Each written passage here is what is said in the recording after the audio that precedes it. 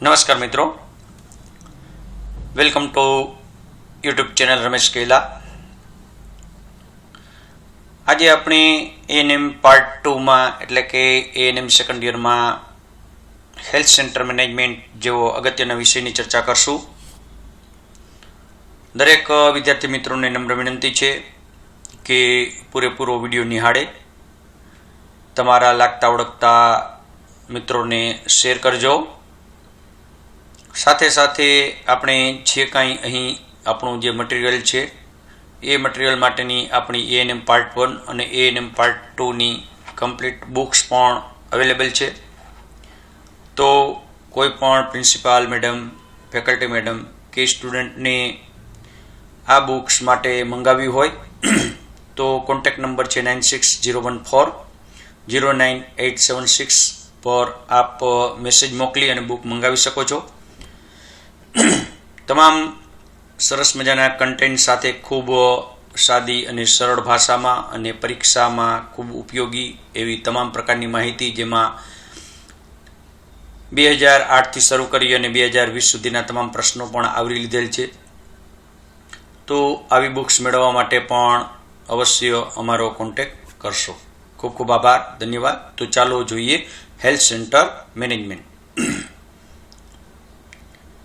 Health centre management એ ખૂબ જ ઉપયોગી બંનેમાં, પ્રેક્ટિકલ અને થિયરીમાં.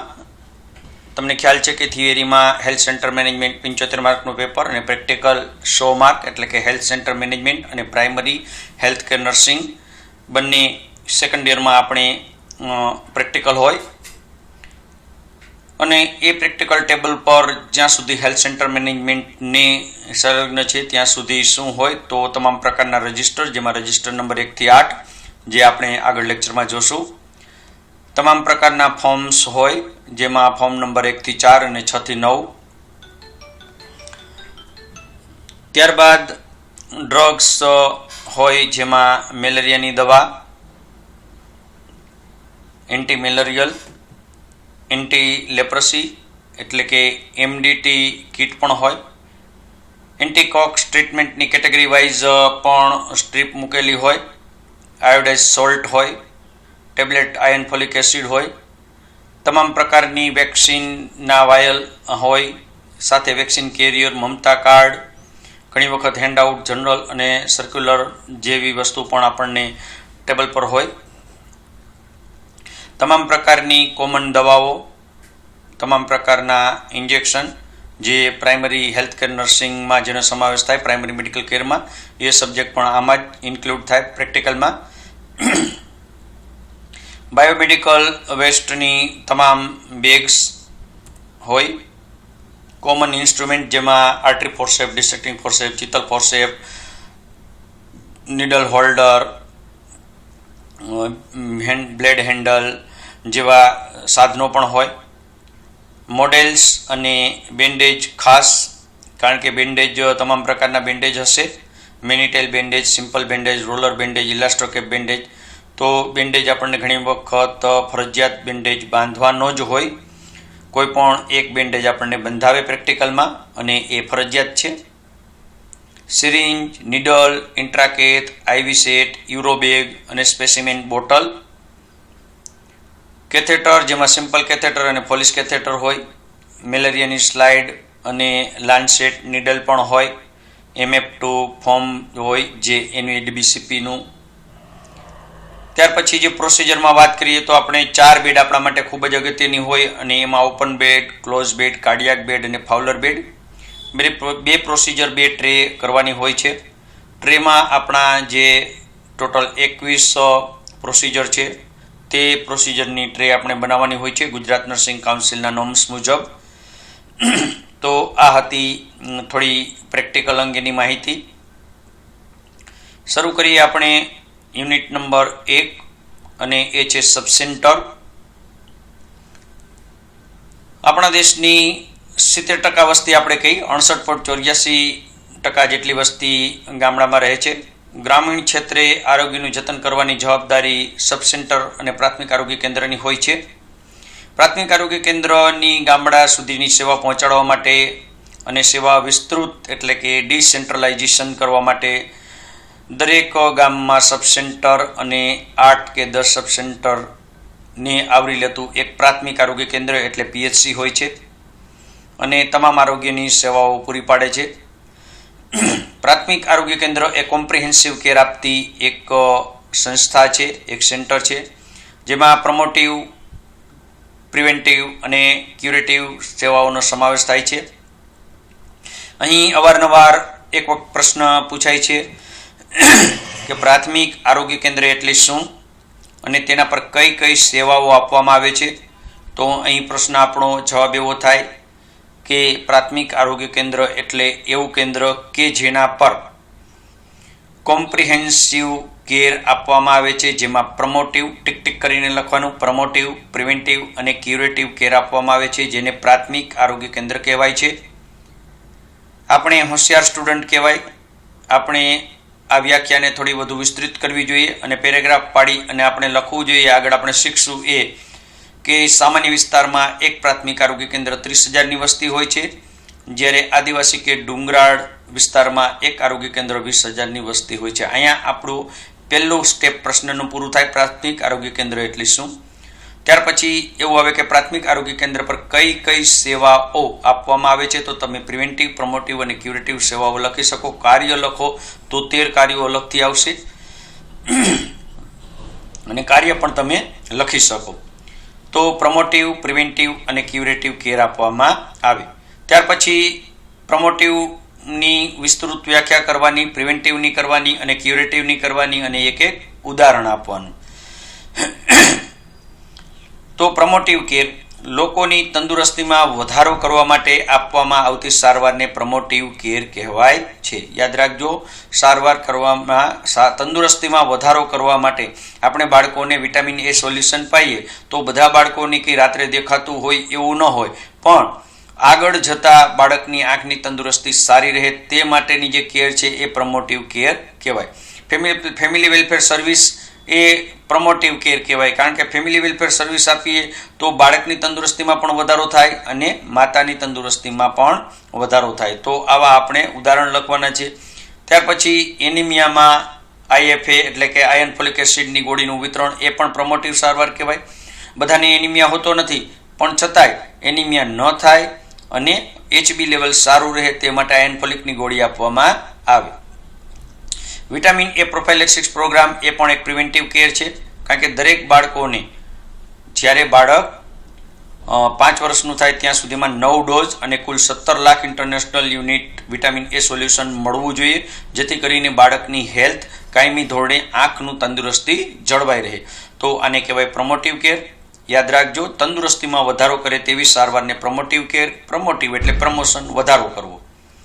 પ્રિવેન્ટિવ કેર તો રોગ થતાં જ અટકાવવા માટે આપવામાં આવતી સારવારને પ્રિવેન્ટિવ કેર કહેવાય, જેમાં પ્રાણઘાતક રોગ એટલે કે આપણે 6 પ્રાણઘાતક રોગ જે કીધા છે, DPT, મિઝલ્સ વગેરે અને હિપેટાઇટિસ કમળો. તો આવા પ્રાણઘાતક રોગો અટકાવવા માટે એ પ્રિવેન્ટિવ કેર કહેવાય. જો આપણે BCG આપેલું હોય તો મોટી ઉંમર થાય અથવા તો બાળક મોટું થાય ત્યારે TB જ ન થાય, તો આપણે અગાઉથી ટૂંકમાં પાણી પહેલાં પાળ બાંધવાની જે પ્રક્રિયા છે એને કહેવાય પ્રિવેન્ટિવ. જે આપણે હાલ કરીએ છીએ કોરોના જેવી મહામારીમાં, COVID-19 જેવી મહામારીમાં પ્રિવેન્ટિવ કેર ખૂબ જ જરૂરી છે, જેમાં મોઢે માસ્ક બાંધો, વારંવાર હાથ ધોવો અને સોશિયલ ડિસ્ટન્સ જાળવો, બને ત્યાં સુધી ઘરની બહાર ઓછા નીકળો. તો આ બધી કેર છે એ પ્રિવેન્ટિવ કેર કહેવાય કે COVID-19 થતાં પહેલાં જ આપણે એને અટકાવી શકીએ. વાતાવરણની સ્વચ્છતા રાખવી, પર્સનલ હાઇજીન એ પણ પ્રિવેન્ટિવ છે. સેનેટરી લેટ્રિન અને કિચન ગાર્ડન યોજના એ પણ પ્રિવેન્ટિવ કેરમાં સમાવેશ થાય. અને IECની તમામ પ્રવૃત્તિ, IEC એટલે કે ઇન્ફોર્મેશન, એજ્યુકેશન અને કોમ્યુનિકેશનની, આરોગ્ય શિક્ષણની તમામ પ્રવૃત્તિનો પ્રિવેન્ટિવ કેરમાં સમાવેશ થાય. ત્યાર પછી ત્રીજું છે ક્યુરેટિવ કેર. તો રોગના ચિહ્નો, લક્ષણો ઓછા કરવા માટે અથવા તો નાબૂદ કરવા માટે આપવામાં આવતી સારવારને ક્યુરેટિવ કેર કહેવાય. એક વખત મેલેરિયા થઈ ગયો અને આપણે એને ટેબ્લેટ પેરાસિટામોલ આપી, આપણે એને ટેબ્લેટ ક્લોરોક્વિન અને પ્રાઇમાક્વિન વડે સારવાર આપીએ તો એને ક્યુરેટિવ કેર કહેવાય. તો લોકોને રોગની સારવાર આપીને સાજા કરવા, જેમાં સામાન્ય રોગોમાં મેડિકલ સારવાર અને જરૂર જણાય તો રેફરલ સેવાઓ આપવી, તો એને કહેવાય ક્યુરેટિવ કેર. દાખલા તરીકે લખવું હોય તો મેલેરિયાની સારવારમાં ક્લોરોક્વિન ને પ્રાઇમાક્વિન, ડાયરિયાની સારવારમાં મેટ્રોનિડાઝોલ અને ORS. તો આ હતો પહેલો પ્રશ્ન, પ્રાથમિક આરોગ્ય કેન્દ્ર એટલે શું, તેના પર કઈ કઈ કેર આપવામાં આવે છે, ઉદાહરણ સહિત સમજાવો. તો આવી રીતે આપણે ઉદાહરણ સહિત સમજાવવાનું છે કે પ્રાથમિક આરોગ્ય કેન્દ્ર એક એવું કેન્દ્ર છે કે જેના પર કોમ્પ્રિહેન્સિવ કેર આપવામાં આવે છે. પછી જેમાં કરી અને આગળ ટીક ટીક કરો, પ્રમોટિવ, પ્રિવેન્ટિવ અને ક્યુરેટિવ કેર આપવામાં આવે છે. પેરેગ્રાફ પાડીને લખો કે સામાન્ય વિસ્તારમાં 30,000ની વસ્તી એક પ્રાથમિક આરોગ્ય કેન્દ્ર હોય છે, જ્યારે આદિવાસી અને ડુંગરાળ વિસ્તારમાં 20,000ની વસ્તી એક આરોગ્ય કેન્દ્ર હોય છે. ત્યાર પછી ત્રણેય કેર લખો, પ્રમોટિવ, પ્રિવેન્ટિવ, ક્યુરેટિવ. પ્રમોટિવની વ્યાખ્યા લખો કે તંદુરસ્તીમાં વધારો કરવા માટે આપવામાં આવતી સારવારને પ્રમોટિવ કેર કહેવામાં આવે છે. દાખલા તરીકે family welfare, vitamin A solution, anaemia માટે IFA ગોળી, બરાબર. પછી પ્રિવેન્ટિવ કેર, તો રોગ થતો જ અટકાવવા માટે આપવામાં આવતી સારવારને પ્રિવેન્ટિવ કેર કહેવાય. દાખલા તરીકે વેક્સિનેશન એટલે કે ઇમ્યુનાઇઝેશન, વાતાવરણની સ્વચ્છતા, સેનેટરી લેટ્રિન, કિચન ગાર્ડન, IECની પ્રવૃત્તિ અને આરોગ્ય શિક્ષણ. ત્યાર પછી ક્યુરેટિવ કેર, તો રોગના ચિહ્નો લક્ષણો ઓછા કરવા માટે અથવા તો નાબૂદ કરવા માટે આપવામાં આવતી સારવારને ક્યુરેટિવ કેર કહેવાય. દાખલા તરીકે કોઈ પણ મેડિકલ સારવાર જેવી કે મેલેરિયામાં પ્રાઇમાક્વિન અને ક્લોરોક્વિન અને પ્રાઇમાક્વિન, ડાયરિયામાં મેટ્રોનિડાઝોલ વગેરે. તો આને કહેવાય પ્રાથમિક આરોગ્ય કેન્દ્ર એટલે શું, તેના પર કઈ કઈ કેર આપવામાં આવે છે. ત્યાર પછી ખૂબ જ અગત્યનું કે ભોર કમિટી 1946માં આ ત્રણેય પ્રકારની કેર એટલે પ્રમોટિવ, પ્રિવેન્ટિવ અને ક્યુરેટિવ ત્રણેય પ્રકારની કેર પ્રાથમિક આરોગ્ય કેન્દ્ર ગ્રામ્ય લેવલે મળી રહે તે માટે પ્રાથમિક આરોગ્ય કેન્દ્રની સ્થાપના કરવામાં આવી, જેમાં ખાસ કરીને પ્રિવેન્ટિવ અને પ્રમોટિવ હેલ્થ પર ખૂબ જ ભાર મૂક્યો.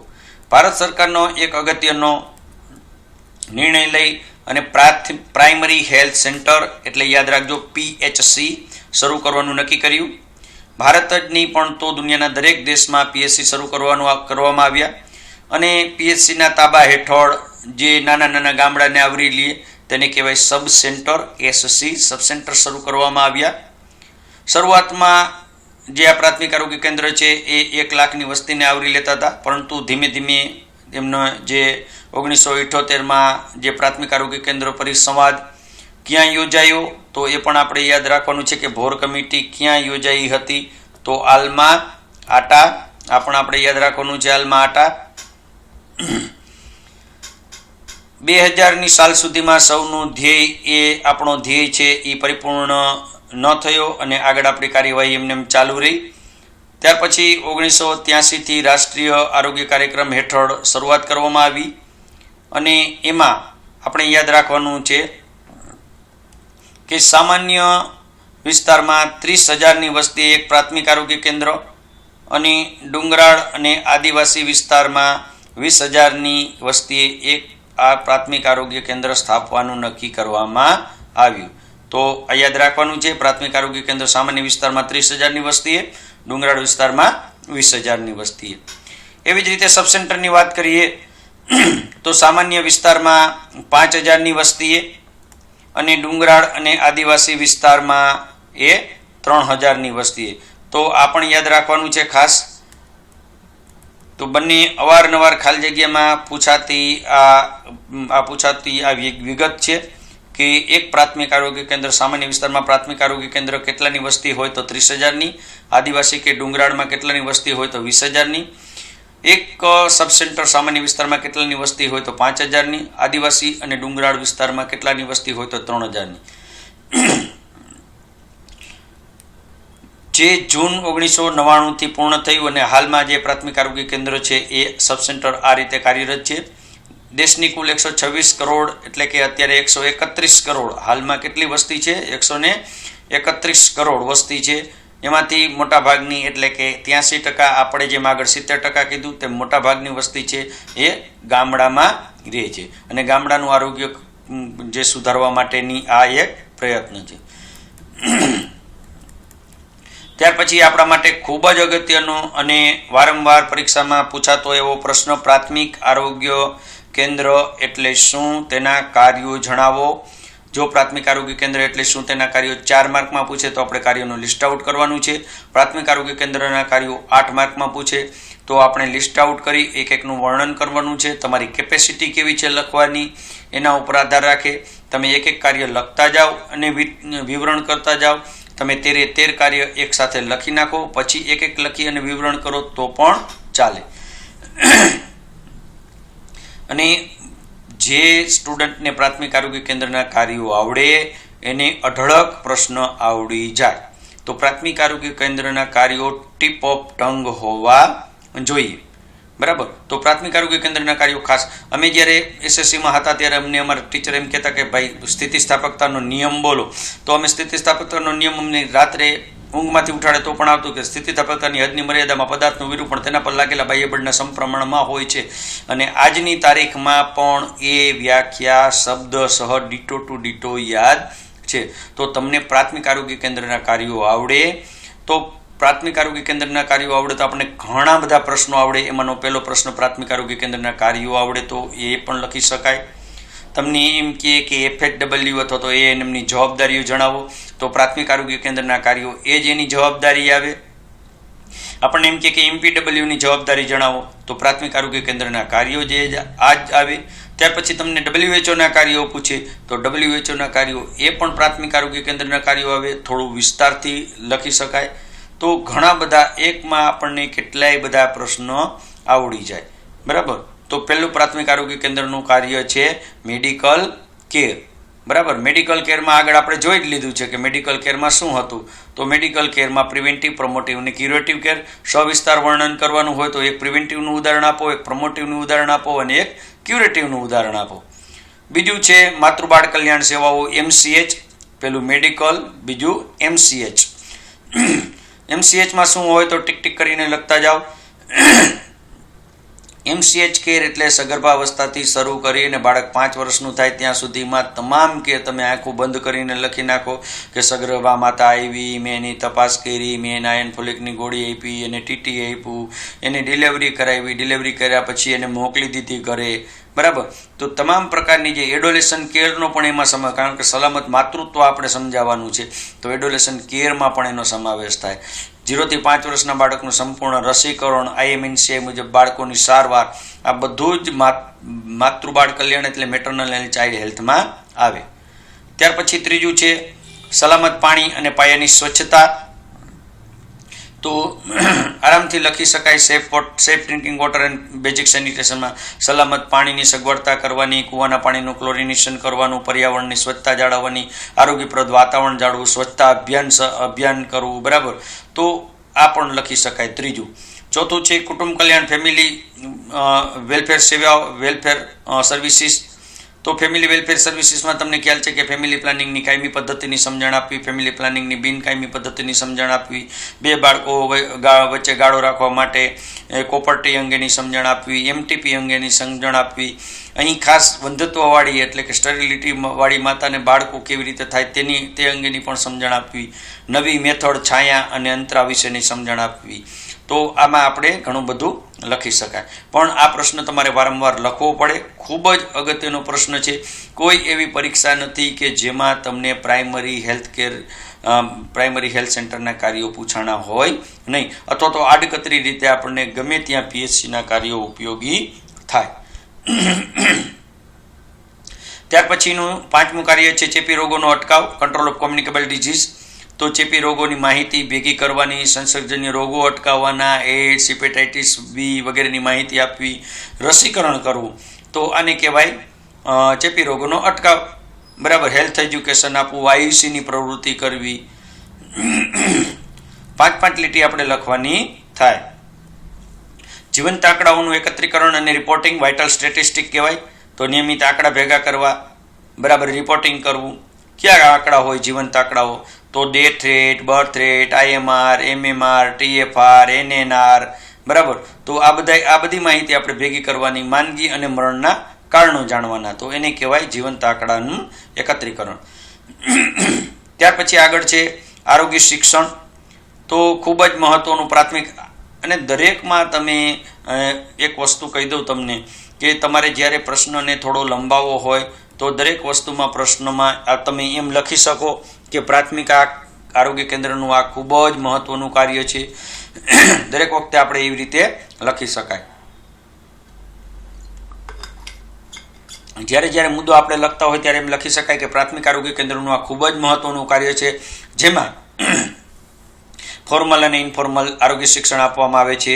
અહીં તમે કોમ્યુનિટીમાં આપણે જે એવિએડ ભણ્યા હતા એ બધા એવિએડ અહીં લખો, જેમાં બેનર, ભીતસૂત્રો, ટીવી, પેમ્પલેટ, પોસ્ટર, બરાબર, એના વિશે એનાથી આપણે માહિતી આપી શકીએ. પ્રાથમિક આરોગ્ય કેન્દ્ર ખાતે પોસ્ટર લગાવવામાં આવે, ડૉક્ટર દ્વારા પ્રાથમિક આરોગ્ય કેન્દ્ર ખાતે તમામને આરોગ્ય શિક્ષણ આપવામાં આવે, ઘેર ઘેર જઈને આરોગ્ય શિક્ષણ આપવામાં આવે. આવી રીતે શાળા આરોગ્ય કાર્યક્રમ, તો શાળા આરોગ્ય કાર્યક્રમ તમને ખ્યાલ છે, આ પણ ચાઇલ્ડ હેલ્થમાં આવી ગયું. શાળા આરોગ્ય કાર્યક્રમમાં શાળાના તમામ બાળકોની તપાસ કરવી, જેમાં બાળકો તથા શાળામાં શિક્ષકો અને મધ્યાહન ભોજન સંચાલકોની પણ તપાસ કરવી, જરૂર પડે તો નાના નાના રોગોની સારવાર કરવી અને જરૂર પડે એવા બાળકોને સંદર્ભ સેવા આપવી, જેમાં આંખની ખામી, કૃમિ, બરાબર, અને નાના રોગોની તુરંત સારવાર આપી અને વહેલાસર રેફર કરવું. 9મું કાર્ય છે તાલીમ અને શિક્ષણ. તો ખૂબ જ આપણે એમ લખી શકાય કે પ્રાથમિક આરોગ્ય કેન્દ્રનું આ ખૂબ જ અગત્યનું કાર્ય છે, જેમાં પ્રાથમિક આરોગ્ય કેન્દ્ર ઉપર તમામને તાલીમ આપવામાં આવે છે, જેમાં medical officer, FHS, GNM, BSc, MPW, FHW, દાયણ, આશા વર્કર, તમામને તાલીમ આપવામાં આવે છે. રેફરલ સેવાઓ, તો પ્રાથમિક આરોગ્ય કેન્દ્રનું આ ખૂબ જ મહત્વનું કાર્ય છે, જેમાં પ્રાથમિક આરોગ્ય કેન્દ્રમાં આપવામાં આવતી તમામ સારવાર આપીને જો પેશન્ટને વધુ સારવારની જરૂર પડે તો નજીકના FRU એટલે ફર્સ્ટ રેફરલ યુનિટ ખાતે રિફર કરવામાં આવે છે. ત્યાર પછી સંશોધન કાર્ય, તો સંશોધન કાર્યમાં પ્રાથમિક આરોગ્ય કેન્દ્રનું આ ખૂબ જ મહત્વ, જે આપણે વાઇટલ સ્ટેટિસ્ટિકમાં લખ્યું એ સંશોધન કાર્યમાં લખી શકાય કે પ્રાથમિક આરોગ્ય કેન્દ્રનું આ મહત્વનું કાર્ય છે. પ્રાથમિક આરોગ્ય કેન્દ્ર પર સંશોધન થઈ શકે છે, જેમાં death rate, birth rate, IMR, MMR, NNR, TFR વગેરે વિશે સંશોધન થઈ શકે છે. આપણા જે PSCમાં આવે કેવા પ્રકારના રોગના દર્દી આવે છે, કેવા પ્રકારના માંદગી વધારે છે, કઈ સિઝનમાં કઈ માંદગી વધારે હોય, મરણ થયા તો મરણના કારણો, કયા રોગથી દર્દી વધુ મરે છે, તો આ બધું સંશોધન થઈ શકે. અહીં અવારનવાર ઘણી વખત ખરા ખોટામાં આપણને પૂછે છે કે પ્રાથમિક આરોગ્ય કેન્દ્ર ખાતે સંશોધન થઈ શકે છે, ખરું કે ખોટું? તો શું લખશો? ખરું, કારણ કે પ્રાથમિક આરોગ્ય કેન્દ્રનું એ કાર્ય છે. તમામ રાષ્ટ્રીય કાર્યક્રમો ચલાવવા, ઓલ નેશનલ પ્રોગ્રામ, તો આપણને ખ્યાલ છે કે આપણને રાષ્ટ્રીય કાર્યક્રમ 20 રાષ્ટ્રીય કાર્યક્રમની યાદી આવડે, એને જે FHW કે NM કહેવાય. બધાય રાષ્ટ્રીય કાર્યક્રમની યાદી આપણને પાકી યાદી આવડવી જોઈએ.